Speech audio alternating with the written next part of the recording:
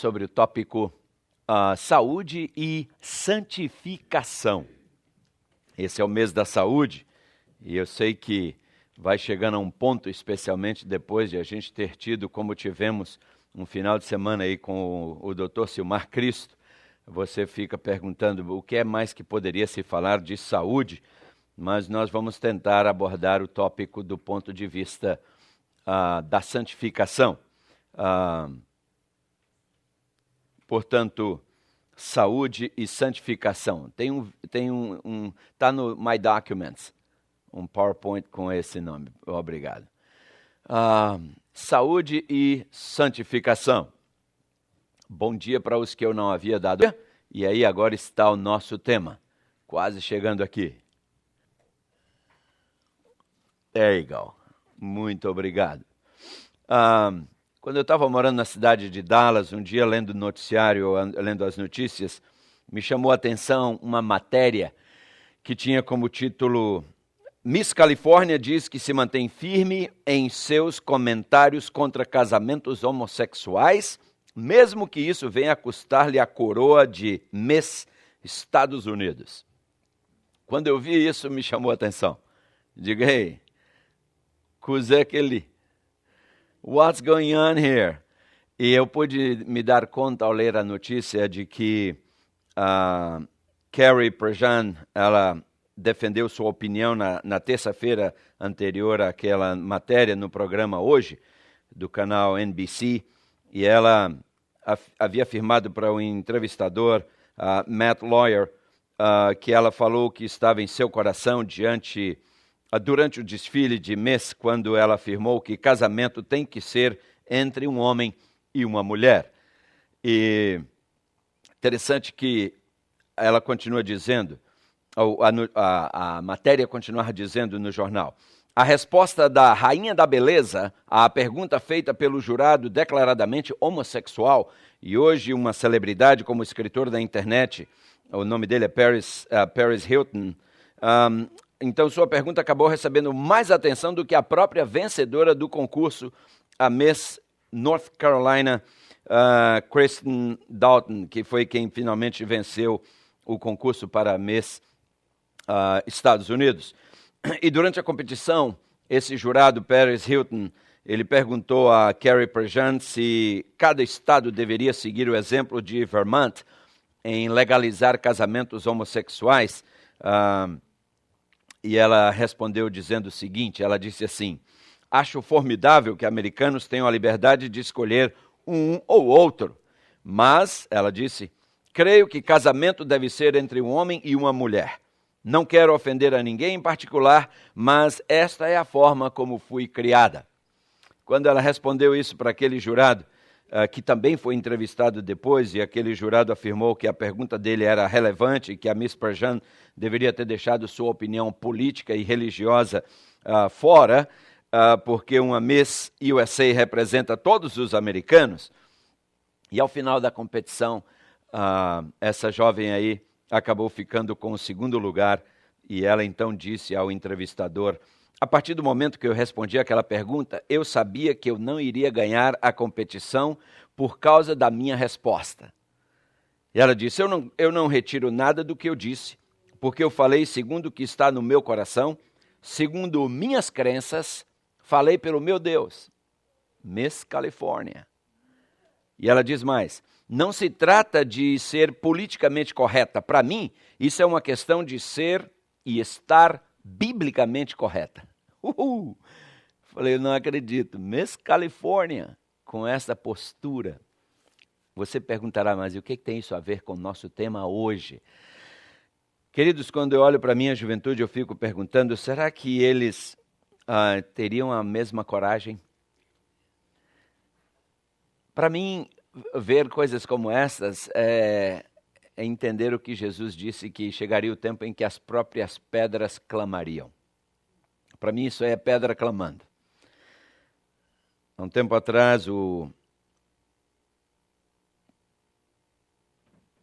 uma outra jovem deu um depoimento parecido, numa situação semelhante. E eu sempre fico pensando, nós estamos estudando agora às madrugadas o tema da sacudidura. E nós sabemos, irmãos, Deus irá sacudir a sua igreja. A irmã Rosa me perguntava domingo passado no estudo, bom dia Douglas, que prazer tê-lo com a gente. A irmã Rosa me perguntava, pastor, fala um pouquinho mais para mim desse negócio de sacudidura, como é que é isso? Irmãos, sacudidura é um processo interessante que a Bíblia fala, né, de chuva temporã, chuva serôdia, são linguagens extraídas da vida agrária da Palestina, e a sacudidura não é diferente. Hoje à noite, por sinal, nós vamos estar falando sobre esse tema, eu vou estar falando sobre esse tema lá em Sicom. Vai ter uma vigília lá, a partir das 7 horas da noite, nós estaremos lá, a vigília vai até às 10. Parece-me que ela começa às 6. Mas nós teremos uma programação aqui em Brockton. Eu disse a eles, eu não sei se eu conseguiria chegar às 6, eu estarei chegando às 7. Mas a igreja de Deus, ela será sacudida. A sacudidura, a Bíblia chama também de peneiramento. É um processo para você separar a palha do grão genuíno. É um processo, quem já usou a peneira algum dia sabe, né? Você, quando sacode o grão na peneira, passa pelos buracos da peneira todo o grão mirrado e que não presta, ele passa e cai no chão. E você joga para cima e assopra e o vento leva a palha. E no final fica na peneira só o grão saudável, só o grão útil. Mesma coisa vai acontecer na igreja de Deus. Tem muita gente na igreja, irmãos, esquentando o lugar há anos. E por estarem aqui esquentando o lugar há anos, pensam que são mais santos do que quem chegou agora. Pensam que sabem mais do que quem chegou agora. Eu tenho visto algumas pessoas recém-chegadas na igreja, cavando fundo, sempre perguntando, sempre pesquisando, e que estão aí milhas à frente de alguns de nós que já estamos há muito tempo na igreja, assentados sob a nossa arrogância, achando que sabemos muito. Vai chegar um momento, queridos, em que nós seremos colocados à prova. Essa moça, essa Miss Califórnia, colocou sua coroa em jogo, e ela sabia. Ela sabia, quando ela deu a resposta, ela sabia. Por ficar ao lado do princípio, ela sabia, como ela diz, eu sabia que na hora que eu dei a resposta, eu tinha perdido a coroa. Mas não me importa, não me importa.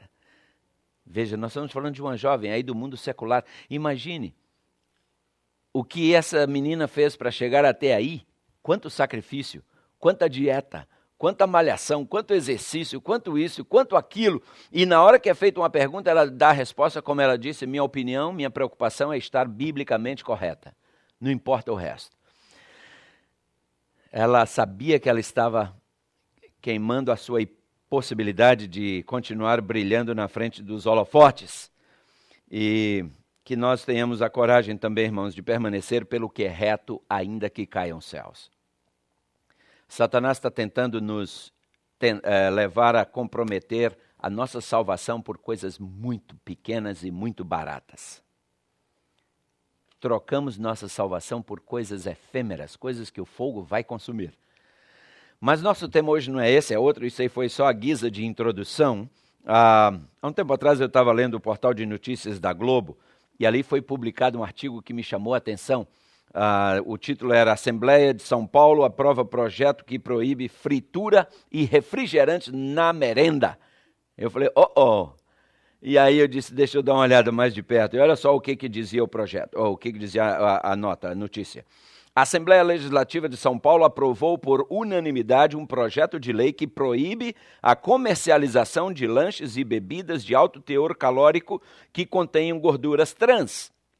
Você sabe que as gorduras trans, elas são formadas a partir de ácidos graxos insaturados, ou seja, são um tipo específico de gordura encontradas em maior quantidade nos sorvetes, nas batatas fritas, nos salgadinhos de pacote, biscoitos, bolos, pastelaria e coisas semelhantes, as margarinas. Bem, então a Assembleia Legislativa proíbe isso nas escolas e nas merendas escolares e dizia, proíbe também que sejam vendidas em instituições públicas ou privadas as gorduras trans. Será terminantemente proibida a comercialização nas escolas de lanches que contenham salgadinhos de massas ou massas folhadas, frituras em geral, biscoitos recheados, salgadinhos e pipocas industrializados, refrigerantes e sucos artificiais, balas, pirulitos e gomas de mascar e qualquer produto de alto teor calórico que contenha gorduras trans. Estamos falando da Assembleia Legislativa de São Paulo, não estamos falando de Ellen G. White e a Igreja Adventista do Sétimo Dia, não, irmãos. E segundo a autora desse projeto de lei, que foi a deputada Patrícia Lima, ela disse que a razão para ela ter apresentado a proposta foi a seguinte, ela disse: estudos atuais comprovam que é na infância e na adolescência que se formam hábitos de alimentação e dessa forma a limitação de certos produtos comprovadamente nocivos à saúde é a forma de auxiliar as famílias na educação alimentar de seus filhos e de zelar pela sua integridade pelo resto de suas vidas. Quando eu li isso, eu fiquei perguntando até onde, irmãos, nós precisamos que a Assembleia Legislativa venha dizer para nós o que comer e o que não comer. Até onde a gente precisa que as autoridades seculares venham nos dizer como viver. Nós que temos o que é a Bíblia à nossa disposição. Nós que temos orientações, como por exemplo esta, veja só isso aqui. Olha só, os pais são, em grande proporção, responsáveis pela saúde física e moral de seus filhos. Parece até que aquela deputada andou lendo alguma coisa parecida. Devem instruí-los insistentemente a que se conformem com as leis da saúde. Pais, está dizendo aqui que nós somos em grande proporção responsáveis pela saúde física e também pela saúde moral de nossos filhos. Devemos instruí-los insistentemente a que se conformem com as leis da saúde para seu bem, a fim de pouparem infelicidade e sofrimento. Como é estranho que as mães contemporizem com os filhos para a ruína de sua saúde física, mental e moral. E aí vem a pergunta, qual será a qualidade desse mimo exagerado? Essas mães fazem os filhos inábeis para a felicidade nesta vida e tornam muito incerta a perspectiva da vida futura. Uau! Sabe, irmãos, nós estamos indo assim mais ou menos na maré que vai o mundo aí fora. O mundão aí fora está liberando cada vez mais, o nível só está baixando, Nós, como cristãos, tínhamos que estar com o pé no freio, bem firme. Deixa o mundão ir ladeira abaixo, a gente não pode ir. Mas a gente está indo também. Sabe por quê? Nossos filhos passam boa parte do tempo dentro da escola, sob a influência do mundo. Nós estamos no mercado competindo para a sobrevivência, na maioria dos casos não é tanto, porque se a gente olhar bem e apertar um pouquinho o cinto, porque às vezes, irmãos, quem mais tem não é quem mais ganha, é quem menos gasta. Em muitos casos, o que nós estamos precisando para ter um orçamento mais saudável é fechar umas torneirinhas que andam abertas. Sabe, se você procurar, você vai achar várias. Fecha essas torneirinhas. Quando você for fazer compra no supermercado, não leve cartão de crédito, leva dinheiro. Leva dinheiro. Tá? Você diz, não, eu preciso fazer compras, a gente gasta em média aqui $150, vou levar $150. Você leva $150. Chega lá no supermercado, você pega 4, 5 itens do mesmo produto, 3, 4 do outro, e vai pagar. Na hora de pagar, a moça está passando o caixa e você está fazendo as contas. E você olha, só tem 150. Peraí, deixa eu ver, quanto é que já deu aí? Entendeu? Daí a pouco, você vai pegar aqueles itens, você pegou 5, né, e vai dizer, não precisa de 5, deixa 3 aí, eu vou levar só 2. Dá para essa semana. Aí o outro você levou 4, você disse, não, deixa, eu vou levar só 1, entendeu? E assim vai. Não, isso aqui eu não preciso, isso aqui é supérfluo, deixa aí, entendeu? Porque senão o dinheiro não vai dar.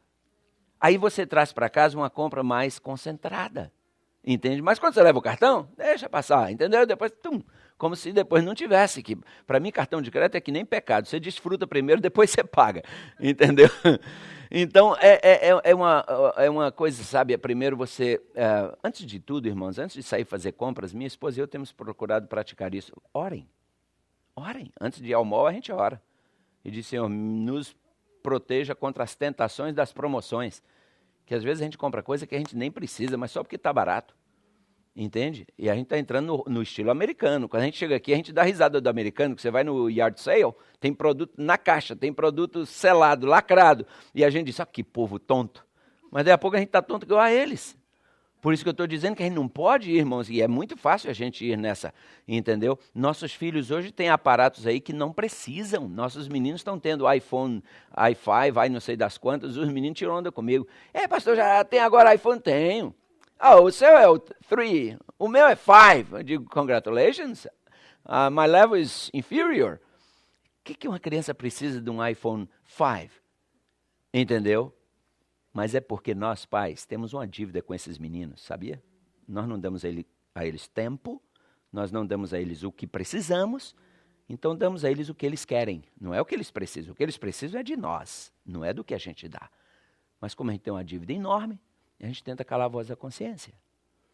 Pais, desculpem, eu não quero ofender a ninguém não, mas é que um dia eu vou ter que dar contas, e nós somos uma família, e a gente precisa tratar às vezes de algumas coisas. E no que respeita à alimentação, irmãos, quem é que botou esses meninos com o gosto para as coisas ruins na alimentação? Quem que vocês acham que foi? Ou a criança quando nasce, o paladar dela, ela não sabe, o paladar dela não está definido. Mas a primeira coisa que a mãe faz, um dia um médico pediatra, que tem muito pediatra por aí, irmãos, que vocês têm que tomar cuidado. Por isso que é bom a gente ler, porque às vezes você diz, não, foi o doutor que falou, já foi essa época que a gente era ignorante, o doutor falou, a gente pula do prédio de 20 andares, porque o doutor disse que é uma boa coisa para a saúde, entendeu? Não, hoje você para e pensa no que o doutor está falando e diz, não, peraí, isso não faz sentido. Às vezes a gente fala isso com o médico. Outro dia eu estava sentindo a dor, fui ao médico, ele me deu um remédio, tomei. Passou a dor, daí a pouco a dor voltou. Eu fui lá e falei, doutor, a dor está de volta. Eu vou passar uma dose mais forte. Falei, peraí, doutor, come on. Vai passar uma dose mais forte. O que vai acontecer? Ela vai só demorar mais a voltar. Por que o senhor não passa uma fisioterapia?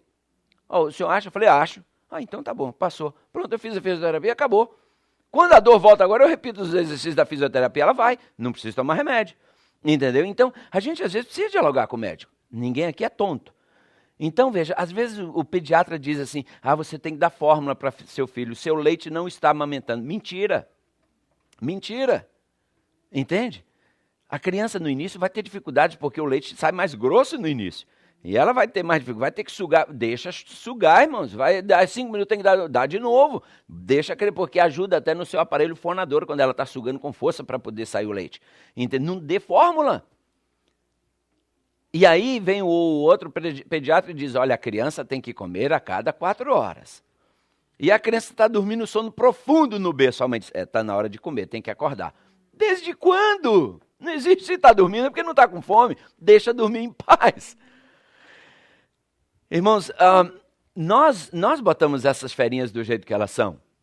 Eu achei interessante o que escreveu o chefe de polícia da cidade de Houston. Ele apresentou 10 ingredientes para a gente formar um criminoso. Como produzir um criminoso? Olha só, o chefe de polícia de Houston, não foi nenhum pastor não. Primeiro item, se você quiser formar um criminoso, desde pequeno, dê a seu filho tudo o que ele deseja. Tá? Você já deu o primeiro passo para formar um criminoso ou uma criminosa. Segundo, ache graça quando ele disser palavrões, pois assim ele vai ficar convencido de sua originalidade. Terceiro passo para você formar um criminoso. Não lhe dê orientação espiritual. Espere que ele mesmo escolha a sua religião após os 21 anos de idade. Quarto, nunca lhe diga que ele fez algo errado, porque isso poderá deixá-lo com complexo de culpa. Tadinho. Quinto, deixe seu filho ler o que ele quiser. E eu acrescentaria, e assistir também o que ele quiser. A louça de sua casa precisa ser esterilizada, mas o espírito do seu filho pode ser alimentado com lixo. Chefe de polícia de Houston, hein? Está entre aspas aí, parente, foi ele também que falou.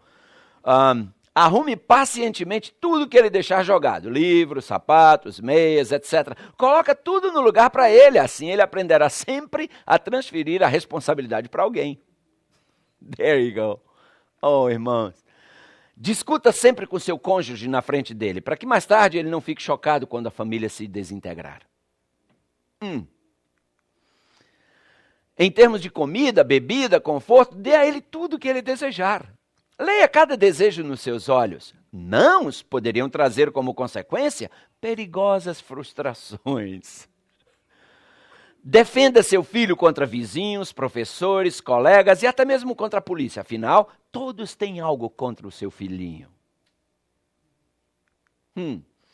Agora, o último, prepare-se para uma vida frustrada e sem alegrias, pois é exatamente isso que te aguarda.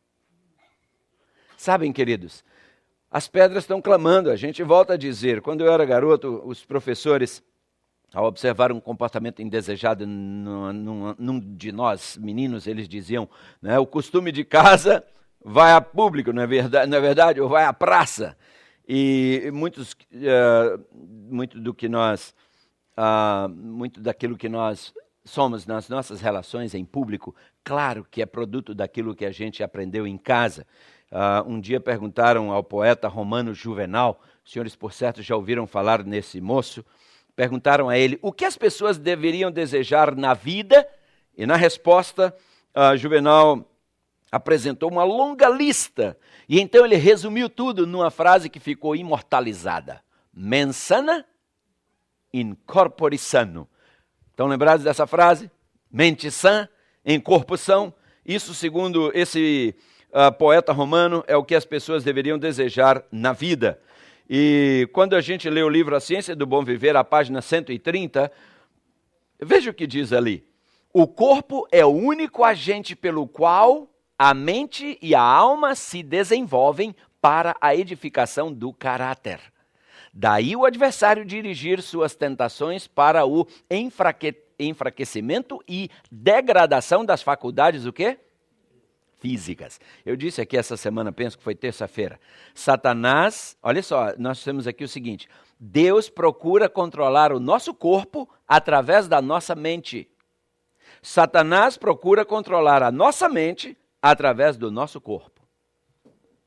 E você vai ver um pouquinho mais à frente quão certa é essa frase. Por isso que o tema de hoje intitula-se Saúde e Santificação. Mas olha só, então segue dizendo, seu êxito nesse ponto importa na entrega de todo o corpo ao mal. As tendências de nossa natureza física, a menos que estejam sob o domínio de um poder mais alto. Seu êxito nesse ponto importa na entrega de todo o corpo ao mal. Eu repeti aqui. A menos que estejam sob o domínio de um poder mais alto, hão de operar, por certo, ruína e morte. Então, deixa eu voltar aqui para pegar o fio da meada que eu me atrapalhei na confecção do slide.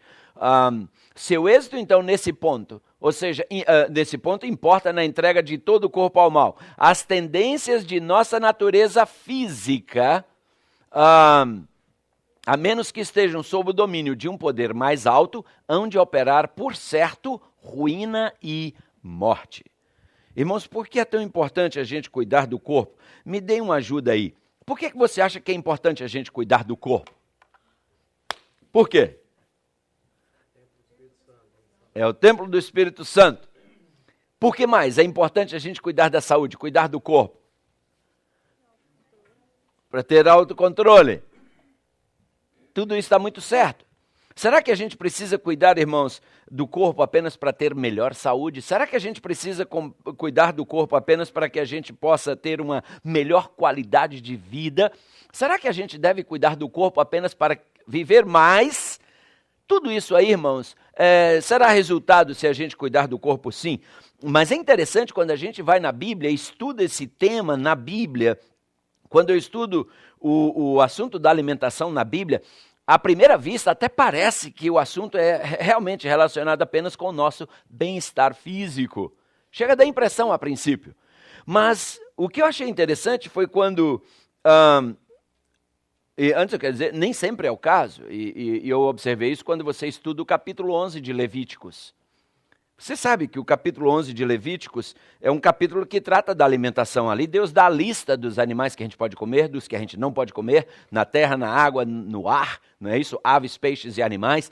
Mas uma coisa eu achei interessante, em Levíticos, em todo o capítulo 11, se você ler, você não vai encontrar em nenhum lugar aí a palavra saúde sendo mencionada. Agora, em contrapartida, você vai encontrar essa palavra. Santificação. É interessante, se você olhar, por exemplo, Levíticos capítulo 11, versículo 45, a última parte do verso, você verá Deus dando uma razão por que nós temos que cuidar da saúde, ou do corpo, não é meramente por um aspecto de saúde, é também por isso, mas não é esse o ponto mais alto. Levíticos 11:45, a última parte do verso diz o quê? Diz aí, para que sejais o quê? Finalzinho da linha, a última ou penúltima linha no caso. Para que sejais santos, porque eu sou santo. Então, queridos, por que é que nós temos que cuidar da alimentação? Por que é que temos que cuidar do nosso corpo? Para que nós sejamos o quê? O que disse o poeta há pouco que nós lemos, Juvenal? Mens sana in corpore sano. Eu só posso ter uma mente sã se eu tiver um corpo são. A conexão entre mente e corpo é algo que você não tem ideia da intimidade entre os dois. No Salmo 103, verso 3, o salmista fala ali o quê? Ele, falando de Deus, ele diz, é Ele que perdoa todas as nossas iniquidades e sara todas as nossas enfermidades. Irmãos, nossa alimentação tem muito a ver com a nossa santificação. Muito mais do que a gente pode imaginar. Veja só no livro As Ciências do Bom Viver, o que eu encontrei, a página 302. Olha só isso aqui. É um sagrado dever para os que cozinham o saber preparar alimento saudável. Começa dizendo o quê, irmãos? Que é o quê? Um sagrado, é um santo dever para aqueles que cozinham aprender a saber preparar alimento saudável. Muitas almas se perdem em razão de um errôneo modo de preparar os alimentos. Irmãos, quando a gente vai fazer compras, uma das coisas que eu sei, um princípio elementar básico que todo mundo aqui conhece, nunca vá fazer compras com fome. Você vai comprar mais coisas do que deveria e vai comprar coisas que é pura guloseima, que você está com fome na hora. Então, antes de ir fazer compras, esteja certo que você comeu, bebeu bem, orou bem, e agora vai ao supermercado com dinheiro na mão, não leva o cartão, entendeu? E você vai ver o quanto isso vai te ajudar.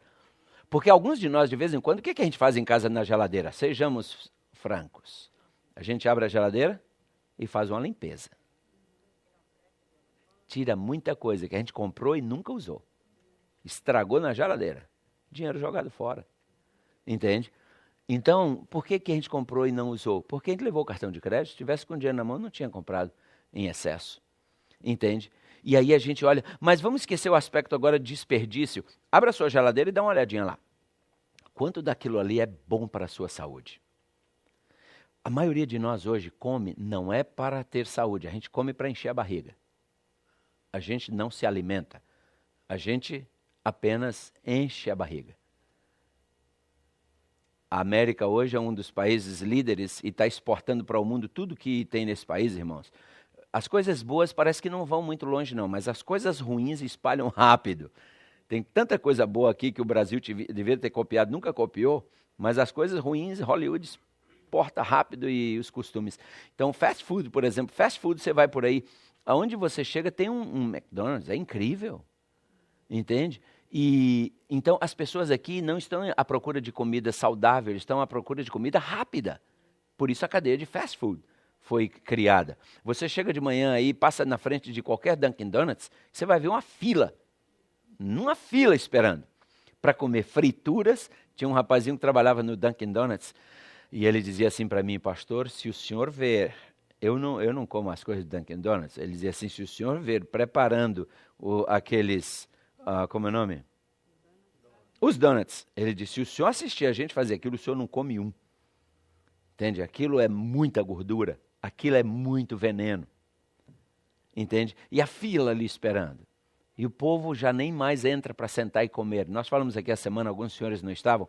O Dr. Silmar Cristo nos lembrou nessa semana que ele passou aqui, final de semana. Irmãos, quando tiver esses eventos, irmãos, façam um esforcinho para ir. Eu vejo alguns aqui que eu digo, pena, perdem todas. Tudo de bom que a gente tem feito, que exige sair de sua zona de conforto, você tem perdido. Que pena. Não dá para a gente fazer aqui em Taunton e lá. Tem que escolher um lugar mais central. E Brockton é central. Vem Taunton e vem Somerville.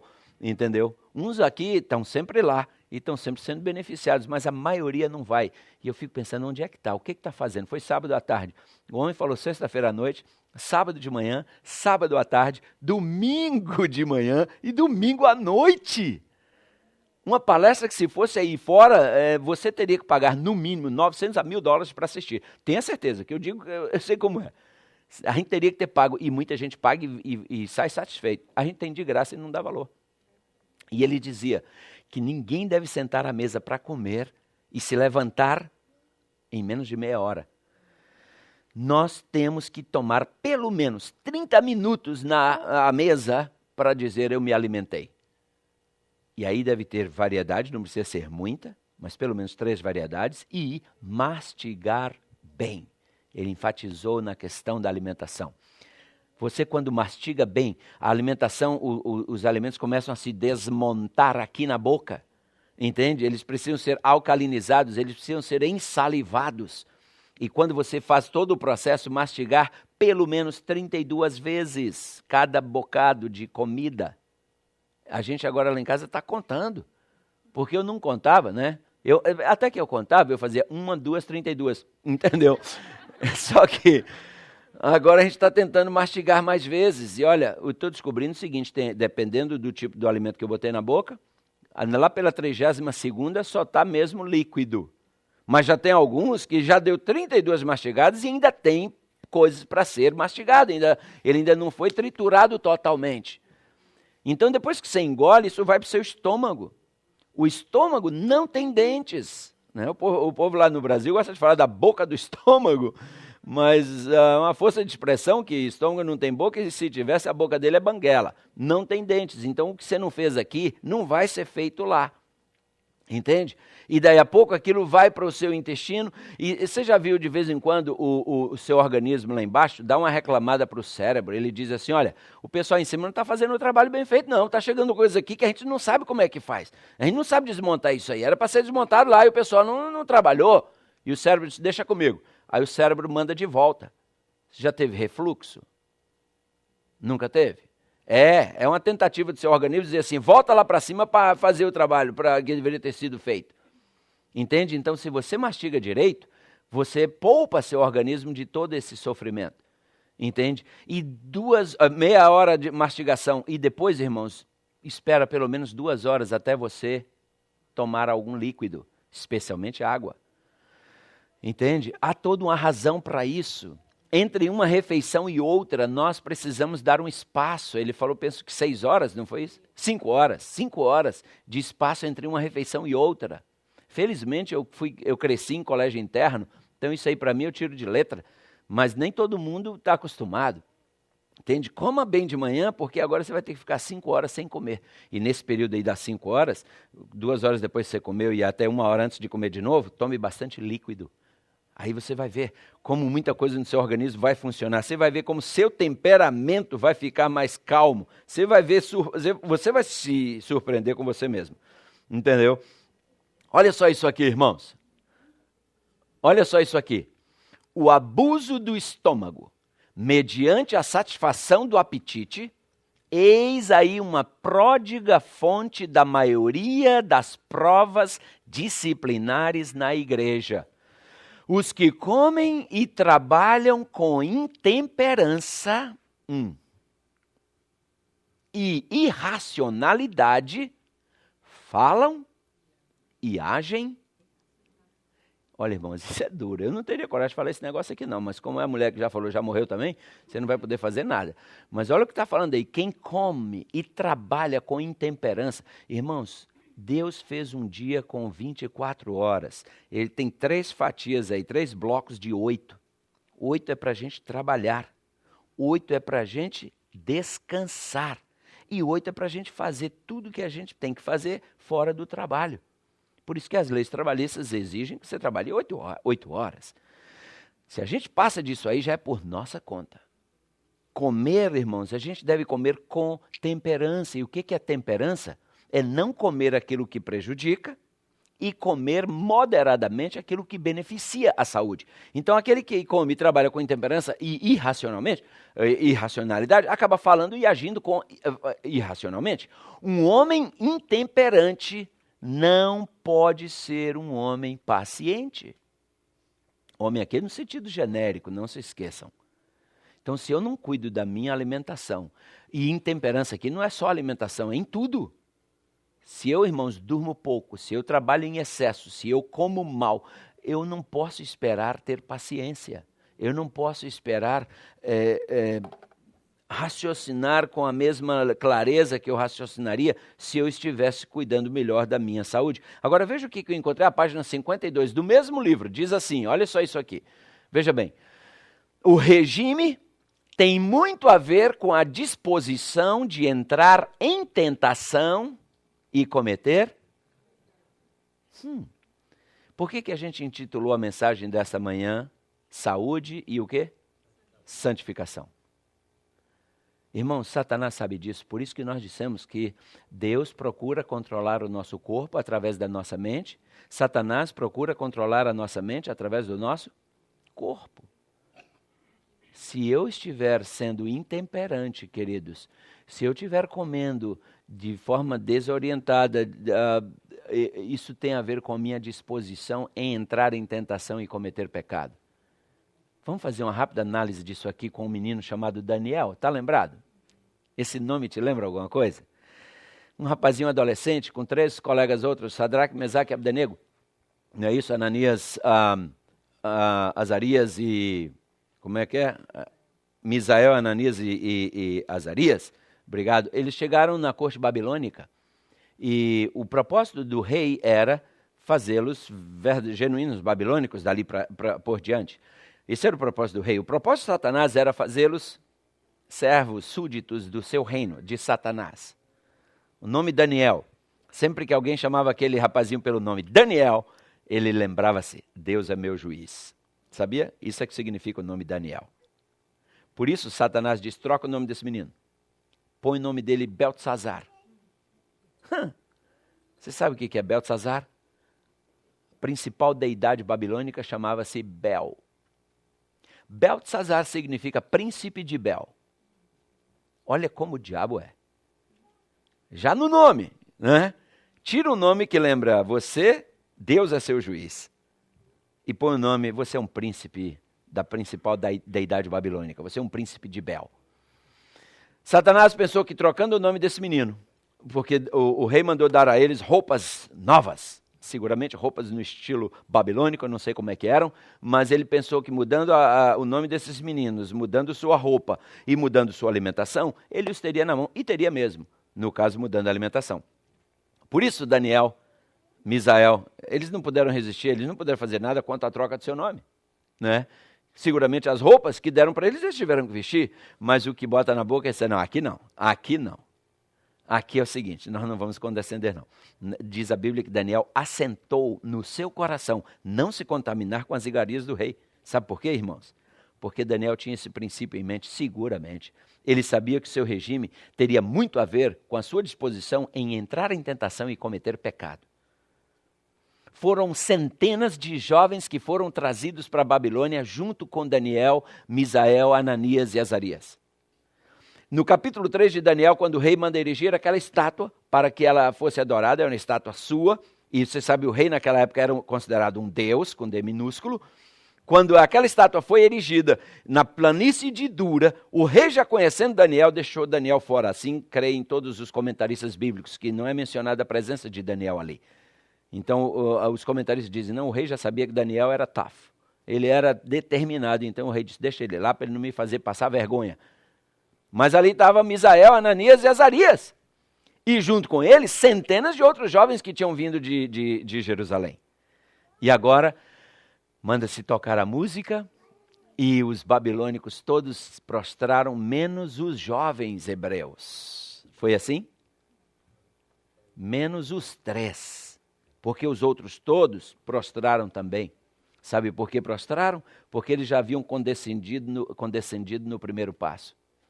Olha, amados, entende agora por que Salomão fala quando te convidarem para um banquete, quando o rei te convidar para um banquete, Salomão diz, ponha uma faca à sua garganta. Está em Salomão, está em Provérbios. Põe uma faca à sua garganta. Sabe por quê? Porque o regime tem muito a ver com o quê? Com a sua disposição em entrar em tentação e cometer pecado. Oh, amados, permitam-me abrir aqui um parênteses, porém, que eu sei que na igreja a gente tem algumas pessoas que porque já conseguiram parar de comer carne, elas acham que elas já têm condições agora de pegar um chicote também e bater nos outros. E é bom lembrar que a maior prova de que uma pessoa conseguiu uma melhora na vida espiritual é quando ela ora pelos outros e não se sente superior aos outros, mais santo do que os outros e na condição de criticar os outros. Eu quero lembrar, irmãos, a salvação não é pelo prato. Entende? O meu prato determina se eu já fui salvo. Porque uma vez eu tendo sido salvo, eu vou cuidar do que eu ponho no meu prato. Assim foi com Daniel. Mas tem gente que está pensando que a salvação é conseguida pelo prato de folhas que come. Se fosse assim, a oferta de Caim teria sido aceita, porque era só fruta. Entendeu? Então é bom lembrar que a salvação é por Cristo, somente Cristo nos salva. E uma vez Ele tendo nos salvado, seguramente aí essa salvação vai se evidenciar em outras áreas da nossa vida. Irmãos, se nós cuidarmos do nosso corpo, se nós fizermos a nossa parte, Deus fará dele. Essa promessa que nós temos aqui em Êxodo, capítulo 15, versículo 26, essa promessa não está aqui por um acaso. Êxodo, capítulo 15, versículo 26, olha só o que diz aqui. Eu sei que você conhece esse texto. Êxodo 15, versículo 26. Quem quer ler para nós? A parte que eu quero dar ênfase é a última linha do verso, mas o verso todo diz, eu acho interessante que esse verso começa com uma condição, assim tem que ler aqui para sair lá na gravação. Diz aí, se ouvires atento à voz do Senhor teu Deus e fizeres o que é reto diante de seus olhos e inclinares os teus ouvidos aos seus mandamentos e guardares todos os seus estatutos, agora vem a promessa, qual é? Nenhuma das enfermidades porei sobre ti que pus sobre o Egito, porque quem? Eu sou quem? Eu sou o Senhor que te sara. Irmãos, por que é que nós adoecemos tanto quanto o nosso vizinho que não tem Deus? Tente achar uma resposta. Por quê? Que a gente que diz que serve a Deus, adoece que nem o vizinho que não tem Deus. Você sabe por quê? Porque a gente come que nem ele. Com exceção do porco, que a gente entendeu que não pode comer, não é isso? E outros animais semelhantes, e crustáceos e tal. Mas fora isso, a gente pratica as mesmas intemperanças. Nós estamos sentados diante da televisão 11 horas da noite comendo pizza, comendo macarronada, ou eu não sei, eu estou chutando aqui, de repente até acontece com você diz, alguém já falou para o pastor? Não, ninguém me falou nada, eu não sei de nada não. Mas eu estou aqui, porque eu já fiz isso muitas vezes no passado. Entendeu? Então a gente está lá comendo coisa tarde da noite. Depois a gente tem nossos problemas de saúde e não sabe por quê. Hein? Eu nem tenho um Facebook, não é? Depois surgem as diverticulites, surgem os problemas e nós não sabemos por quê. Irmãos, Deus diz aqui, olha, se, tem uma condição primeiro, se você ouvir atento à voz do Senhor teu Deus, os conselhos estão aí, dados por Ele, eu creio assim, e está provado pela Bíblia que assim o é. Se eu fizer o que é reto diante dos olhos dEle, se eu inclinar os meus ouvidos para os mandamentos de Deus, e mandamentos aqui não se limita aos 10 mandamentos, aqui se limita a toda instrução que vem de Deus. Toda instrução que vem de Deus é um mandamento, é algo que Ele mandou a gente fazer, é um mandato, é um mandamento. Então se eu fizer isso, e se eu guardar todos os seus estatutos, notem que a ênfase é no todos os estatutos, aí vem a promessa, nenhuma enfermidade você vai ter. Queridos, é muito maravilhoso, quando a gente chega em Êxodo 23, 25, lá diz assim, Êxodo 23, 25 diz, servireis ao Senhor vosso Deus. Servir a Deus inclui tudo que nós já mencionamos. E aí diz o texto na sequência, Êxodo 23, 25, servireis ao Senhor vosso Deus. E agora diz, e Ele fará o quê? Ele abençoará o vosso pão. Um dia minha esposa e eu estávamos indo para Nova York e a gente tinha saído muito cedo, a gente não tomou de jejum e nós paramos na beira da estrada para comer. Opção, batata frita não é isso? Tivemos que parar num fast food. E aí chegou a hora de orar. Eu falei, você ora. Ela disse, não, você ora. Eu disse, como é que eu vou orar por um negócio desse aqui? É um contrassenso, entendeu? Não faz sentido, como é que eu oro por um negócio desse? Você entende? Foi o jeito. Acho que você orou, não foi? Orou por mim. Brincadeira. Não, a gente acabou comendo, acho que a gente nem orou mesmo, não. Porque eu digo, peraí, como é que não orar para Deus abençoar esse trem aqui? Não tem como. É mesmo tomar uma dose de pinga, assim, abençoa aí, viu? Igual no Brasil os pingus fazem, uma pro santo, entendeu? Eu digo, que santo é esse? Então, a verdade é que a gente tem nossas incoerências e ainda pede a bênção de Deus. E Deus diz, queridos, eu vou abençoar você, primeiro se você me servir. Aí sim, ele vai abençoar o pão e a água, e agora vem de novo a promessa, finalzinho do verso 25. O que ele diz aí? Êxodo 23, 25? Veja aí. Pode falar mais alto, Carla, que a gente não se importa. E tirará do vosso meio as enfermidades. Ele agora promete tirar do nosso meio as enfermidades. Irmãos, nós falamos isso aqui terça-feira, os que estão aqui sempre às terças, me permitam repetir algumas coisas que tem outro grupo que não estava, mas vejam só, irmãos, vocês entendem por que é que às vezes a gente ora e parece que Deus não responde? Sabe o que acontece? Por favor, não se ofenda. Se Deus responder às minhas orações, eu fazendo as coisas à minha maneira, Deus não pode mais ser chamado de um Deus santo. Ele terá comprometido sua santidade se ele for atender minhas orações, a maioria delas. Para Deus atender às minhas orações, na maioria das vezes, ele terá que comprometer a sua imutabilidade. Você entende por que é que às vezes, que nego diz, essa igreja não tem poder, que hora a gente não vê nada, porque você está acostumado a ser enganado pelo diabo. Lá você ia, o diabo, eles oravam lá e o diabo faz ele é o mestre da camuflagem, ele é o mestre da imitação, ele é o mestre. Entende? Quem conhece a Bíblia sabe, Deus diz, eu não ouço a oração de pecadores. Então, se alguém está orando, eu preciso checar a vida desse alguém com a Bíblia. Por isso que um dia eu disse, eu sei que a pessoa a princípio até toma um susto, tem gente que vem dizer, eu vou orar, eu digo, olha, não, sua oração, pode economizá-la. Até porque se você orar por mim e eu não tiver fé, eu estou atrapalhando, sua oração não vai ter efeito. Então, nem ora, economiza. Eu não posso aceitar a oração de qualquer um, irmãos. Agora, se a pessoa lá na casa dele lá quer orar por mim, que ore lá. Mas se vier dizer, eu vim aqui orar por você, desculpa, eu preferiria, se você não se importa, vamos deixar para um outro dia.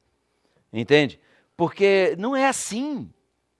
Tem pessoas que na sua bondade, tem alguns que são sinceros na escuridão, mas alguns não são não. Já sabem a verdade, mas é mais confortável estar na mentira. Então, irmãos, nós queremos às vezes... Tem um livro de Ellen G. White onde ela escreve... O capítulo todo só é sobre assunto das doenças, da resposta às orações. É Ciência do Bom Viver. Eu até anotei para não esquecer. E a página é 225.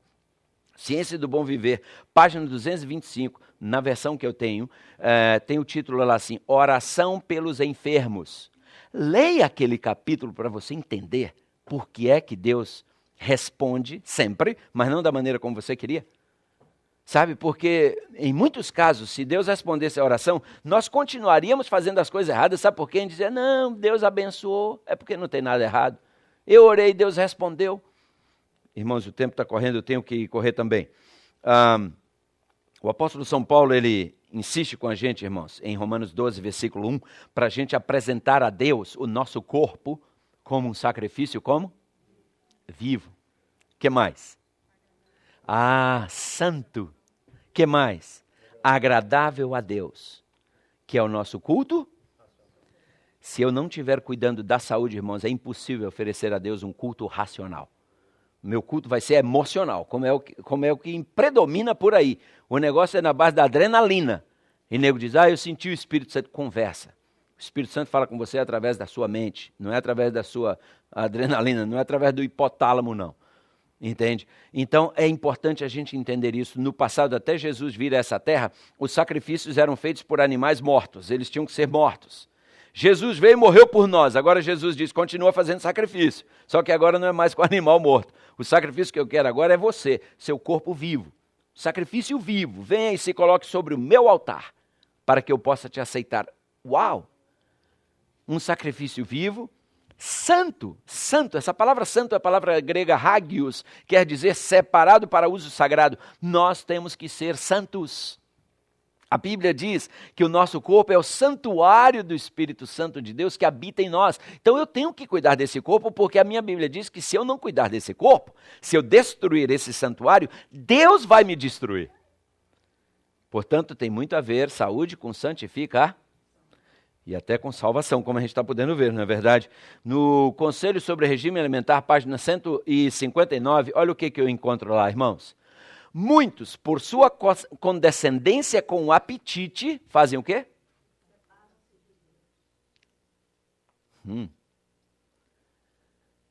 Sério esse assunto. Sério esse assunto.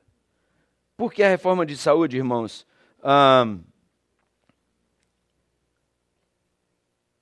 é uma experiência tão fundamental para a vida cristã. Novamente, nesse mesmo livro aí, a página 151, eu encontrei o seguinte, se você olhar bem esse texto, talvez ajude a gente a entender. Diz ali, mediante a satisfação do paladar, o sistema nervoso torna-se como? Irritado. E debilita-se o poder do cérebro, tornando impossível pensar calma e racionalmente. Desequilibra-se a mente. Tudo começou com o quê? O que é que desequilibra a mente? Lá na primeira linha, a satisfação do paladar. Nosso paladar está viciado. Nós não podemos dar a ele o que ele quer. Nós temos que frear e dizer, eu vou te dar o que é bom. É como a gente faz com o filho. A gente nunca dá ao filho tudo o que ele quer. A gente dá o que a gente sabe que é bom para ele. A criança, a primeira coisa que ela quer quando ela engatinha já é enfiar o dedo na tomada, não é? E a gente nem por isso vai deixar. Então, quando se trata da alimentação, eu outro dia falei aqui também, foi numa terça-feira, de vez em quando eu vou, irmãos, sou convidado para algum lugar assim, e tem certas coisas sobre a mesa que eu confesso, dá vontade de comer. Você acha que quando eu passo perto de uma churrasqueira, eu não tenho vontade de comer? Infelizmente ainda tenho. Porém eu como? Não. Não posso. Eu tenho que resistir. A vontade é grande. Eu estava outro dia ouvindo algo muito interessante sobre a feminização do homem na América. E eu achei muito interessante. Eu estou agora à procura de um livro, Men and Women in Christ, que trata desse assunto. Eu já achei um, mas achei muito caro. Vou esperar ver se eu acho um mais barato. Mas falando da feminização masculina na América, que tem acontecido desde a década de 60 para cá. O que é isso? Em sumas, em poucas palavras, que o livro é bem grosso assim, e o que eu ouvi também é bastante coisa, mas é em suma, tentando o supra-sumo só. A feminização do homem, não estou falando de virar gay, não, e não é nem ir lá para esse extremo, não. Virar a ponto de travesti, não. Feminização do homem. Tem muito homem de paletó e gravata, casado com filhos, bonitinho, não é gay, mas ele sofre do mal da feminização. E sabe como é que está acontecendo esse mal? A ausência do pai na família. Muitos casais hoje estão separados, tiveram filhos, separaram, e hoje a mãe sozinha cria os filhos. Como consequência disso, tem havido a falta da figura masculina. Então o filho começa a assimilar alguns valores femininos, que não são maus em si. Eles são bons para a mulher, não para o homem. Entende? Eles são legítimos para o sexo feminino. Sexo feminino tem um desenho, sexo masculino tem outro desenho. E a maioria dos nossos problemas conjugais é que a gente não conhece essas diferenças e as ignora, mas isso é outro assunto. Então, a feminização, o que é? O homem passa a assimilar valores femininos. Um desses valores, como eu disse, vamos sumarizar. Mulher age mais pela razão ou pela emoção?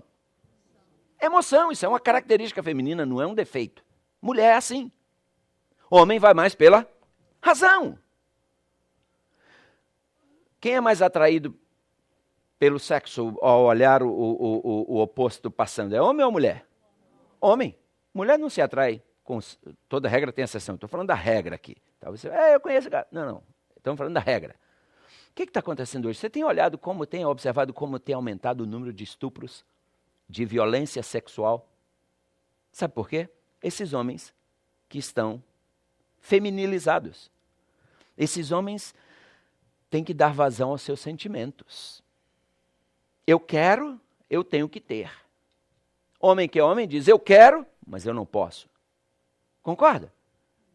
Homem que é homem vê passar uma mulher bonita, ele diz, não, eu não posso olhar. Desvia o olhar. Não posso, porque eu sou casado, eu estou pecando se eu fizer isso. Entendeu? Eu não posso impedir que os pássaros voem sobre a minha cabeça, mas eu posso impedir que façam um ninho. Eu não poderia impedir que ela passasse na minha frente, mas eu posso impedir de ficar olhando. Tira o olho, isso é homem. Que santifica também, né, a razão. Mas, eu ouvindo isso e lendo um pouco sobre isso, eu fui entender. Eu já cheguei numa igreja onde o pastor disse assim para mim, pega leve. Eu digo, o que é isso?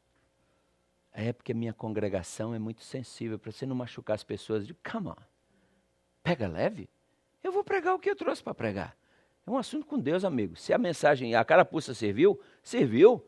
Eu não tenho nada contra ninguém, não conheço ninguém. E se conhecesse também, é como aqui, eu conheço todo mundo, não tenho nada contra ninguém. O que tem que ser dito, está dito. Entende? Fica bravo com quem mandou, não fica bravo comigo. Eu só sou o carteiro, eu só estou trazendo a mensagem. Entende? Pega leve. E aí eu fui entender um pouco, sabe por que esses indivíduos falam pega leve? Você já viu indivíduos que têm medo de machucar sensibilidades? Eu acho que a gente tem que respeitar, sim.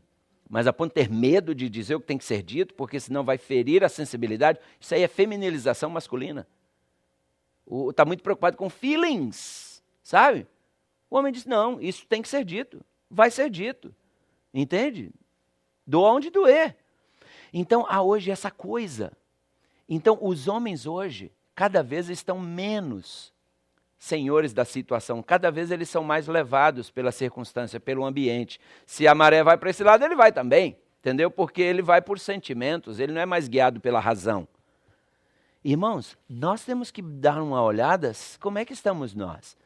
A gente, como eu disse no início, a gente tem que dar uma freada, irmãos, e dizer, peraí, eu não posso ir com a galera, eu não posso ir com a enxurrada, eu tenho que frear. Nossos filhos enfrentam hoje um desafio, irmão. Vão para essas high schools da vida aí, middle schools, e eles voltam de lá envenenados. Aí é hora da gente parar, sabe? E dar uma desbastada. Tirar toda a aresta que colocaram lá na escola, todo aquele limo, e dizer, brilha de novo, filhinho, você é uma ferramenta de Jesus. Se a gente não fizer isso, daqui a pouco está uma crosta que você não consegue mais. Aí essas crianças entram na igreja e dizem, isso aqui é sem graça, isso aqui está ultrapassado, isso aqui é isso, isso aqui é aquilo. Isso aí eu não concordo. E começa a passar tudo pelo eu acho, eu penso, mas eles não pesquisam, não leem também, eles só acham porque alguém achou por eles. É um sério assunto, irmãos. E olhem só isso aí, a satisfação do paladar tem muito a ver com muita coisa que nos afeta hoje. Eu concluo com esse aqui.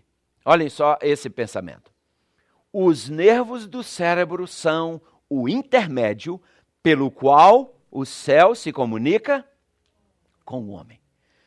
Por isso eu disse no início que Deus quer controlar o nosso corpo através da nossa mente. Irmãos, mantenhamos essas vias de acesso que são os nervos do nosso cérebro, mantenhamos essas vias de acesso livres para que Deus possa se comunicar conosco. E como é que a gente pode mantê-las livres? Cuidando com o que a gente come. Que Deus nos ajude, irmãos, a levar esse assunto a sério. Porque às vezes o que acontece conosco muitas vezes é que a gente ouve, concorda, às vezes acha até bonito, mas quando a gente sai dali para frente, tudo continua como antes. E eu pergunto, e para que a gente veio aqui? Se a nossa vida não mudar, a gente só perdeu tempo vindo aqui. Entende? Eu sei que você não vai conseguir mudar tudo de vez, eu também não consegui ainda. Mas decida uma coisa de cada vez. Não, agora vai ser isso aqui. Depois vai ser isso aqui. Entende? E assim você vai, little by little. E você vai ver a diferença. Eu já tenho visto em mim, as poucas mudanças que eu já fiz, eu já vi como o meu temperamento mudou e muitas coisas. Mas eu estou em processo, não espera a perfeição não, que eu estou longe. Estou em processo. Ore por mim, que eu oro por você e a gente vai junto crescendo. Vou fazer uma oração e depois eu vou fazer a escolha da comissão em rápidos minutos. Deixa eu só fazer uma rápida prece. Pai querido, muito obrigado pelos ensinamentos que nós extraímos da Tua palavra. Senhor, quanta coisa nós precisamos mudar. Mas obrigado por Tua misericórdia, obrigado por Tu não haveres ainda perdido a esperança em nós, Pai. Nós sabemos, Pai, que o objetivo pelo qual Tu estabelecestes esses princípios foi tão somente nos preparar, porque lá no céu nós teremos que ter nossas vidas enquadradas por eles. Por isso Tu nos ofereces aqui a oportunidade de fazermos um estágio, senão o céu seria para nós o pior lugar do universo. O céu seria, na verdade, para nós o inferno. É por isso que Tu nos dás essas orientações. Portanto, ajuda-nos a colocá-las em prática, sabe por quê? Nós queremos morar aí contigo. Então, nos dê força, Senhor, e nos ajude. Em nome de Jesus, nós oramos. Amém.